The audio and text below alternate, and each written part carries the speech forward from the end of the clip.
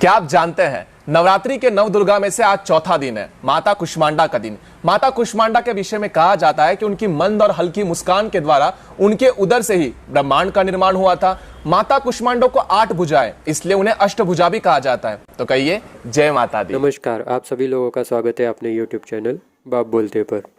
तो कैसे हैं आप सब लोग? आशा करते हैं कि आप सब बढ़िया होंगे। तो चलिए शुरू करते हैं आज की वीडियो।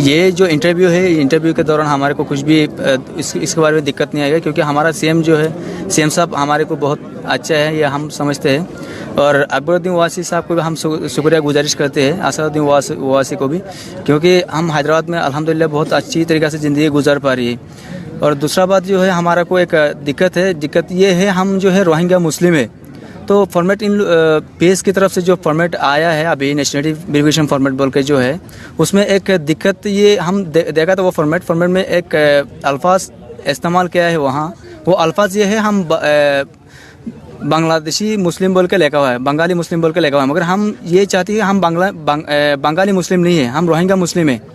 उसमें फॉर्मेट में सिर्फ इतना लिखना, इतना चेंज कर देना, बंगाली मुस्लिम का जगह में रोहिंग्या मुस्लिम लिख देना। क्यों नहीं, पार्सल सामान मिसिंग लग रहा था उसमें। कैसे मिसिंग लग रहा था? पार्सल पैक में से कैसे मिसिंग लग गया? क्या नाम है आपका? सर कहीं ना। आपका नाम क्या है? उसको खोला क्यों आपने? अरे सर हम चेक करके देते हैं, ऐसे नहीं देते। ऐसे किस आप चेक करके देते हो? बिल्कुल, कस्टमर को चेक करके देते हैं। कस्टमर को चेक करके आप क्यों दोगे यार? नहीं, एक्चुअल में सर देखिए हमारी बात सुनो, कस्टमर को चेक करा के देते हैं आइटम सर। अरे चेक करा के किसने बोला आपको चेक कराने? यहाँ पे कस्टमर के सामने खोलना चाहिए, यहाँ पे खोलना चाहिए सर। उसको चेक करा के देंगे। अरे तो यहाँ पे करवाओगे कि उसके घर पे करवाओगे? कहाँ पे करवाओगे बताओ? और कौन है? और कौन है? क्या करो यहाँ पे? क्या कर रहे हो तुम लोग? नहीं सर, ये डिस्ट्रीब्यूट करते हैं यहाँ से। यहाँ पे ये सील पैक है, क्यों खुला है भाई ये? अरे सर ये इसको चेक करा के देना, इसमें सामान मिसिंग लग रहा था सर। कैसे मिसिंग लग रहा था? आपको कैसे पता लगा कि मिसिंग है सामान? इस पे लिखा हुआ है, पीछे लिखा हुआ है। क्या लिखा है? ये देखिए यहाँ पर आइटम। क्या? ये आइटम लिखा हुआ, आइटम यहाँ पर ये लिखा हुआ है। हाँ, तो इसमें मिसिंग क्या लग रहा है? आपको क्या मिसिंग लग रहा है बताओ? ये इसमें 2 आइटम लिखे हुए। नहीं तो उसमें 2 आइटम लगे, तो आपको कैसे पता कि मिसिंग है उसमें? है सर उसको चेक करा के देंगे। देखिए सर। अरे चेक करा के देंगे, मैं बोल रहा हूँ उसके घर के सामने चेक कराओगे कि यहाँ पे चेक कराओगे?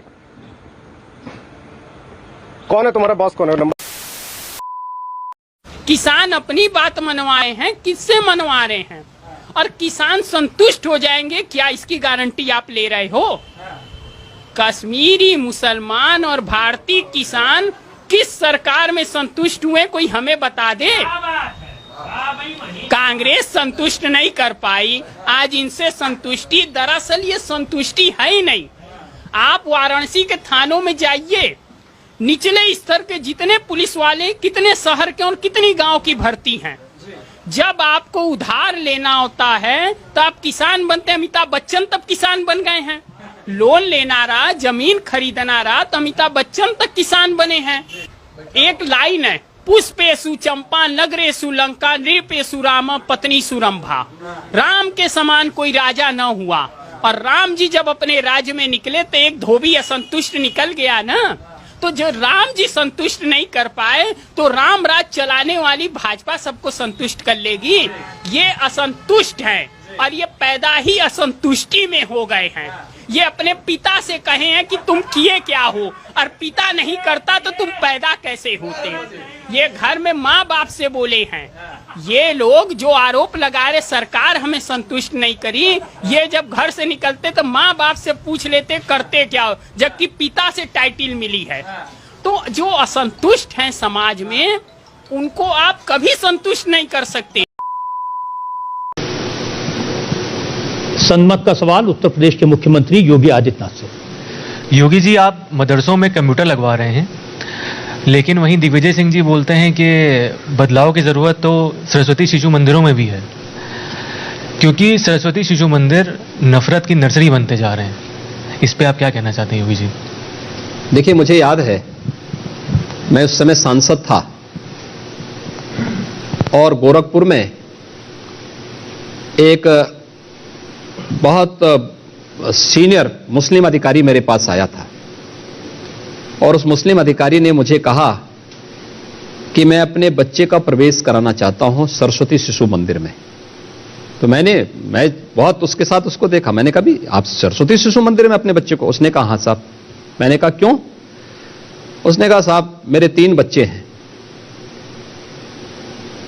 एक को मैंने इंग्लिश मीडियम में पढ़ाया, दूसरे को मदरसे में पढ़ा दिया, तीसरे को सरस्वती मंदिर शिशु मंदिर में भेजना चाहता हूं। मैंने कहा क्या इनकी उम्र में कोई गैप है क्या? उसने कहा हाँ है। उसने कहा इन सब में 5-5, 6-6 वर्ष का गैप है। तो मैंने कहा आपको अंतर क्या दिखाई दिया? उसने कहा मैंने देखा मेरे पड़ोस में एक परिवार रहता है, सरस्वती शिशु मंदिर में उनके बच्चे पढ़ते हैं। देखिए एक बात तो आपको याद रखना होगा, सरस्वती शिशु मंदिर इस देश के अंदर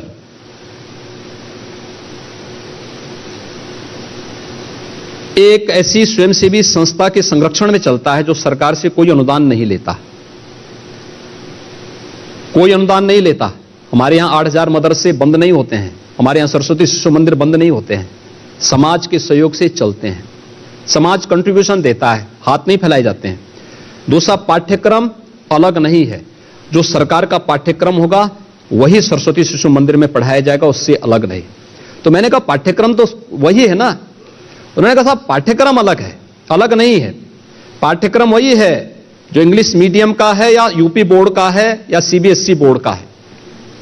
एक अंतर है कि मैं अपने पड़ोस में देखता हूं कि वहां पर जो बच्चे सरस्वती शिशु मंदिर में जाते हैं वे बच्चे आकर के अपने मां बाप को पूरा रिस्पेक्ट देते हैं, सम्मान देते हैं। और हमारे बच्चे वह घर में आते हैं तो तू मैं करके इतने अपमानित करते हैं कि हम लोगों को कभी कभी ये लगता है कि हमारे ही बच्चे हैं, किसी और के हैं। तो यही कोतवाली देहात क्षेत्रांतर्गत ग्राम नगला जगरूप में एक 52 वर्षीय पुजारी मंदिर पर 1 माह से रह रहे थे। रात्रि लगभग 12 बजे मंदिर के पास के ही रहने वाले एक 45 वर्षीय युवक के द्वारा कुल्हाड़ी से उनकी हत्या करना बताया जा रहा है। पुलिस के द्वारा आरोपी को हिरासत में ले लिया गया है। घटना में इस्तेमाल किए गए काला कत्ल को बरामद कर लिया गया है। अग्रिम विधिक कार्यवाही जारी है। प्रारंभिक छानबीन से यह तथ्य प्रकाश में आया कि रात्रि में उक्त आरोपी बाबा जी के साथ बैठकर खाना पीना खाया है। तदुपरांत इनमें आपस में कुछ विवाद हुआ है। परिणाम स्वरूप यह घटना कारित किया जाना बताया जा रहा है। पुलिस घटना की प्रत्येक पहलू की गहराई से छानबीन कर रही है और आवश्यक वैधानिक कार्रवाई की जा रही है। प्रभु राम को आप कह रहे हैं सबने मान लिया, लेकिन ओवैसी ने नहीं माना। वो अभी भी कहते हैं वहां जाते हैं तो अयोध्या को फैजाबाद दिखते हैं। वो कहते हैं कि वहां मस्जिद थी, है और रहेगी। ये तो तय है कि अयोध्या ही रहेगी। हाँ, हैदराबाद भाग्यनगर जरूर बनेगा। तो फिर मिलते हैं एक और नई वीडियो के साथ। तब तक के लिए जय हिंद, वंदे मातरम, जय श्री राम।